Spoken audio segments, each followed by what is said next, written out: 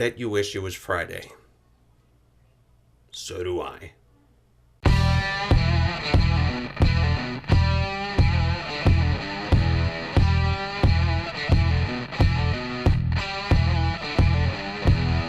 Good evening, everyone. This is Where Did Eric Go from the Mental Ward. It's Monday, so that means Monday medication. So the topic for today is going to be an opinion-based one, so let's go to it. An article came up earlier today, and it actually stated that one of the key writers behind the Borderlands series, I think 1 and 2, I would assume for both, he regrets having nearly silent characters for the two games. Personally, I think it goes back and forth on this subject.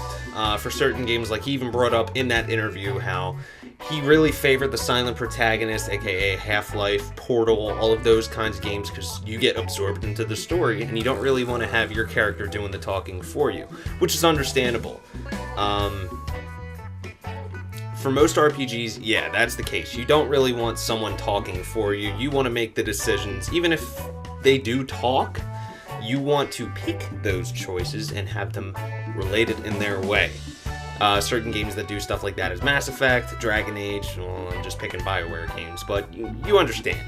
Some of the older PlayStation 1 games like Final Fantasy, you can understand why they don't have voice acting because the games are so massive.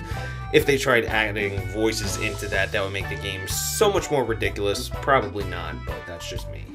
So what I want to talk about is some of the games that I think would have been completely different if they had voiceovers. One of the games that I picked out was from my childhood, Crash Bandicoot. Now, he does somewhat have a voice. He's nearly silent, but what if he actually talked all the time? And not just kind of went, wow! That would be a little weird, because we're used to his sister talking, all the enemies talking. But I wonder what the game would have been like if he actually talked. Another one of the games that's more recent, it would have been interesting if there was dialogue that didn't really kind of... You see, now that I think about it, it's really not the best idea, but for the Dark Souls series, the Demon Souls, if your main character had somewhat of a voice, like if it came to the end of the game and they bursted out one line that was completely badass that you're like, I thought they were completely silent, where did this come from? That would be cool, but again, it's understandable. They're going for the Half-Life kind of point of view where they want to immerse you into the world and also the story. One more game that I thought would be a little bit interesting with a main character that did talk. I think, excluding Infinite because he actually did talk, BioShock 1 and possibly 2. Maybe 2 is a little not in there just because he's a Big Daddy prototype, but even he could probably talk. You don't know that. He makes grunting noises. In the first one, you hear his voice at the very beginning intro where he's on the plane and then it crashes into the ocean. I kind of wanted to hear a little bit more, maybe for key parts where he did kind of come in there. And this is all me speaking from the back of my mind. He probably did say something somewhere in the game. I just honestly can't remember because it's been so long since I played that game, and I will change that. Now, for some games that I believe should not have voiceovers, Dead Space 2 and 3. I thought it was a weird decision for Visceral Games to go the route for the second and third Dead Space, which I don't think they should have made a third at all, and especially not co-op like they did. Why did you give him a voice? I find it interesting, but at the same time, I think it's a step backwards for a horror game. If you want to be completely immersed into the environment in a horror game, you don't want your character to have a voice because you want to be that voice. Now, the voice actor that they actually picked for Isaac was very good. He was very good.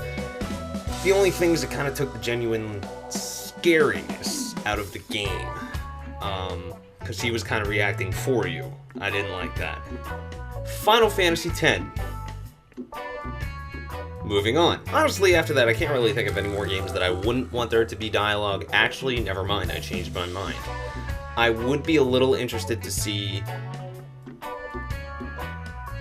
Now I'm getting into that hype. But if Half-Life 3 ever does happen, don't make the game where he can completely talk for the entire thing. I'd wanted something at the end. Like I said for Dark Souls, he just comes out, says one line. That's it. That would be cool.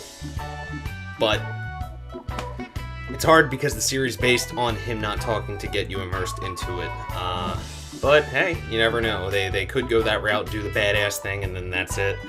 I mean, hey, Team Fortress, they got them talking all over the place. That's one Valve game that does have voiceovers. But yes, so it is Monday. You can see the look on my face, how much I'm so happy that it's Monday. Stay tuned. We're going to have more content. Trigger Happy, aka Caboose, aka Matt, is still uploading Evil Within stuff. I think he said he's completely finished with the game, so all those videos are going to be coming out soon. I have more footage that I need to edit and stop being lazy, but now, since I have a more precise schedule for work, my sleeping schedule will be much better, and I should be able to get some stuff edited. Other than that, I'll see you guys on Friday, if you're watching, and have a nice week. And for all those partiers out there, happy St. Paddy's Day. Don't drink and drive.